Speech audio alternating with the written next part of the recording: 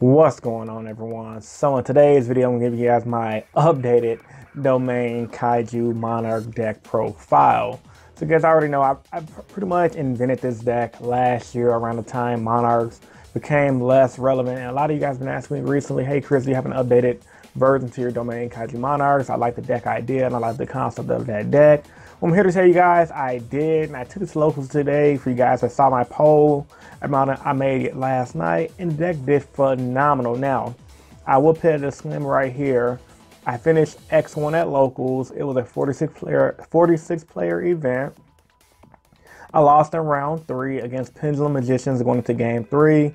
He was a subscriber of mine, which was awesome. But outside of him being a subscriber of mine, it was pretty much a dice roll game. He went first. I went first game 1. Brigged. He went first, and he ended on his turn. He OTK'd me. Game 2, I opened up a God Hand and beat him. Game 3, he opened up a God Hand by going first and beat me. So it was a pretty solid game on round 3. And then round 1, I played against a kid using Masterpiece.deck, and that was pretty much dead, and I pretty much wrecked him. Then round 2, I played against Trickstars, and I pretty much beat Trickstars as well. Surprisingly, the Trickstar matchup was not hard for this deck. So yeah, man, the deck performed really well, and it was the free locals, so I couldn't go to round 4 because we do 4 rounds at my locals, because in the free locals it's pretty much single elimination, meaning once you lose once, that's it, you can't play anymore. But outside of me just beating 2 people, the deck performed amazing, and it went over my expectations because I did some test hands. My test hands was kind of wacky. So let's get into the deck. So supported card, main deck, domain Monarchs, no extra deck of course, so let's get into it. So you're gonna run your 3 Erebus, 1, 2, 3. Erebus, you definitely wanna run this at 3 if you guys do not know what he does or remember what he does. I'll hold him right here for you guys to look at that. And pretty much when you summon him, you send a Monarch Spell and Trap card from your deck to the graveyard. You send the, usually you wanna send your Trap and your Pantheism to use this effect to either eat a card out of your opponent's hand or send a card from their opponent's field to the deck is really good. So yeah, I run the 1 Ether because you definitely have to run them at 1. If you run them at 3, you would. The card's just too good. So some Monarch from the deck to the field. He's good for chump blocking, and he's also good for just setting up your graveyard. You definitely have to utilize Ether a lot better nowadays than you did prior when you just spam them out. 2 matches this thing. This card was so good today. Monster effects cannot be activated. No hand traps. You don't gotta worry about Ash Blossom once you get to the guy to the board. No effect veiler. Nothing. Against Trickstars, when informing the game, the guy couldn't honest me. It was too good. Most people thought it just said, doesn't it say monster effects on the field? But no, monster effects cannot be activated. So this card is really a good card for the current format. This plus domain against the majority of decks is GG. Which honestly is one of the main reasons why I wanted to play this deck again. Just floodgates up too good. 2 Karazas. Karaza's good for just going through your deck by popping him and your Monarch continuous spells. You could draw cards, and a lot of the times you would pop him and another either Erebus, an Idea or Idols to draw through your deck. But overall, just a good card. You can combo him with Ether during your opponent's battle phase to stop a crazy board they may make. But yeah, man, so Disruption card, you definitely want to run it at 2. I tested it out at 1, just test hands, and I realized 2 was definitely optimum. 3 might be too clunky.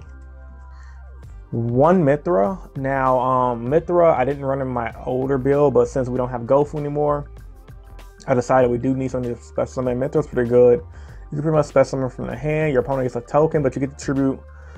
You get to normal summon more than once for the turn when you do that, so it's pretty good. You can go play a bring out Mithra, get the extra normal summon, tribute because he's a special summon, and then you can tribute again for you can bring out Karaz, pop, and then bring out Majesty's Fiend. Just overall good combos you can make with Mithra.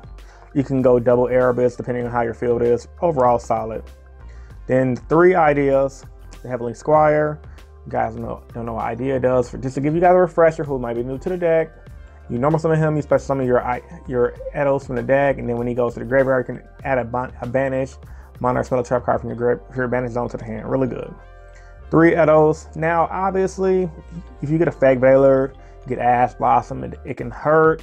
But if you bring out Magic's Fiend, none of that matters anyway. And honestly, a lot of people aren't main decking those cards, they're side decking them. So game one, you definitely have a good advantage. You're going against the majority of the meta decks right now, at least for a set format. I mean, the decks are pretty fun. Then for the Kaiju engine, 1 Thunder King to Lightning Strike Kaiju, 1 Gamma Seal, and 1 Radiant and Multi-Dimensional Kaiju. Mainly for Allure Darkness target. These 2 are for your Interrupted Kaiju Slumber target.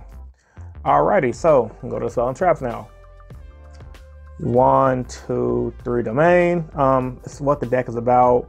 For you guys that do not know, you can use it regardless in a non-extra deck mono deck or extra deck mono deck. You reduce levels of your big guys. It boosts them up by 800 when they attack, and if you don't have an extra deck, your opponent can't use their extra deck. Pretty much a floodgate on legs. It's at 1 and or ban in the OCG, correct me if I'm wrong. 3 Allure Darkness for consistency. Ever since losing Pantheism to 1 Allure, it's definitely an okay substitute. It's not better than Pantheism, but it helps. So 3 Allures, not 2, not 1, 3. And then I maxed out on Return of the Monarchs. 1, 2, 3. This is the heart and soul, the bread and butter of the deck. It pretty much allows, it can make okay hands and better hands. Like if you can open up a Edos, you can bring out a Magic's Fiend.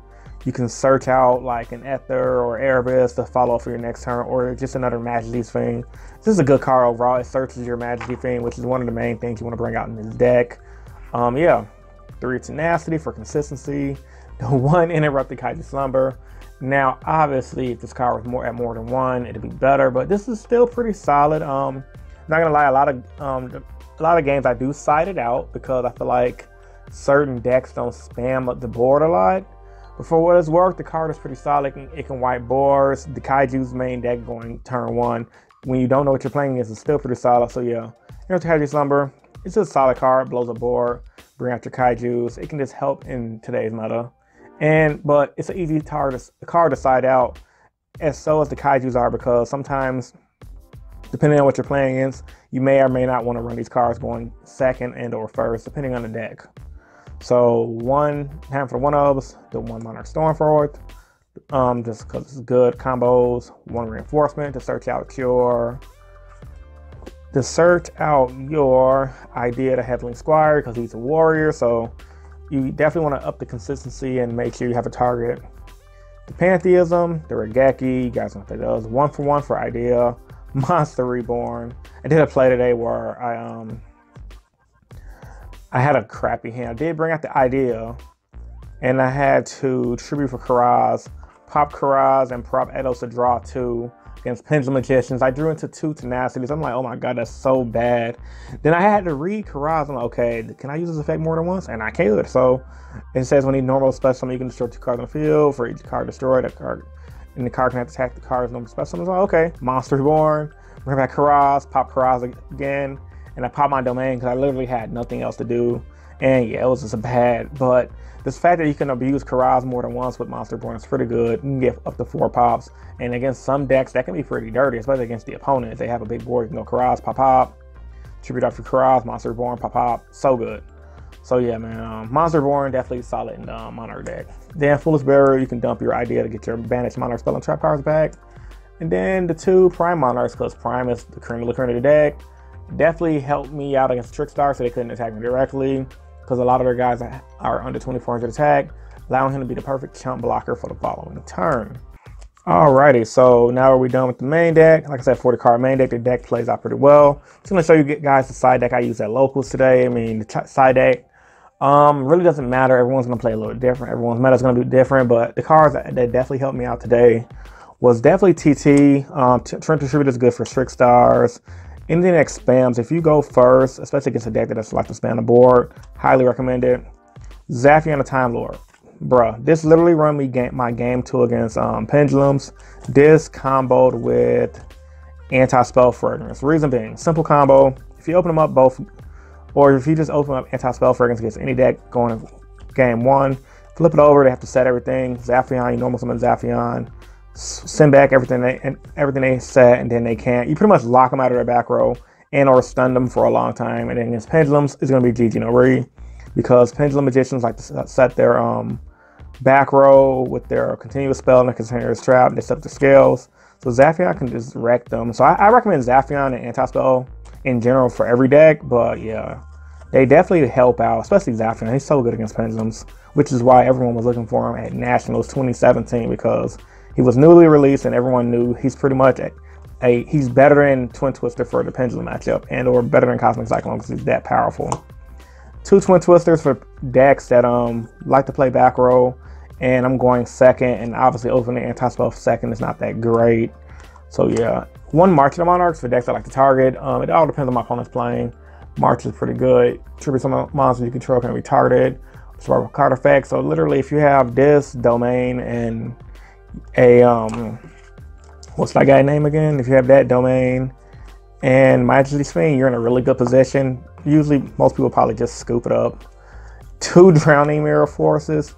Once again, it depends on the matchup. Catch people off guard. Sometimes people will side in a lot of board destruction for you because they know that if they dark hole you or regeki you, they can just try to go for the OTK, because Monarchs do kind of lose their steam if they get dark hole or regeki. But if you side in Drowning Mirror Force, you can catch them slipping and returning, pretty much change the tide of the game. Yeah, so this card is pretty solid for what it does for the deck. The last 2 cards, 2 system downs for ABC. I haven't played against no ABC today, but it's still a solid card to have. So, I want you guys to put your thoughts and opinions about my domain Kaiju Monarchs in the comment section down below. It's a solid deck overall for what it does for the format.